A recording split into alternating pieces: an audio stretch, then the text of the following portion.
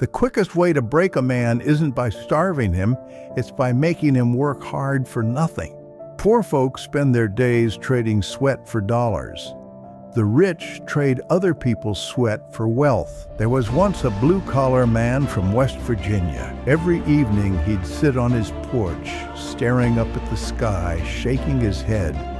"Why's life gotta be so unfair?" he'd mumble. One day he looked up and asked, "God, how come those Wall Street folks barely lift a finger but swim in money, while people like me bust our backs for scraps?" And God said, "All right, let's make it fair. I'll give you and one of those rich New Yorkers the same thing, a house and a coal mine each. Let's see what you do with it." The next morning, both men went to work. The working man, strong and used to labor, grabbed his tools and started digging. By noon, he'd filled a truck with coal. He drove down to the farmer's market, hoping to sell it. Some days he did. Most days, especially when it rained, he hauled that coal back home, cursing his luck. What little he earned went to gas and groceries. Now the rich man, he barely scratched the surface of his mind that first day. Hard labor wasn't his thing.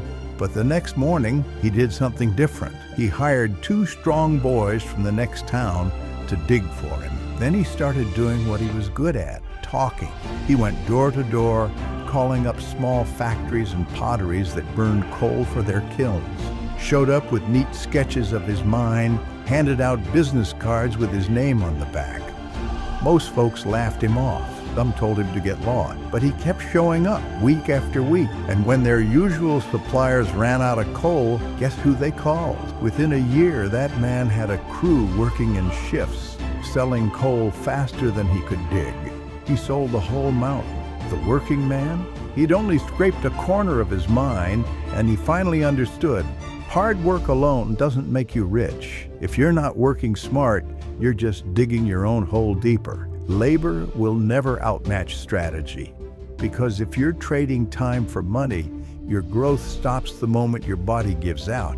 But if you learn how to think like the rich, how to build systems, how to use leverage, how to turn value into scale, then the game changes entirely.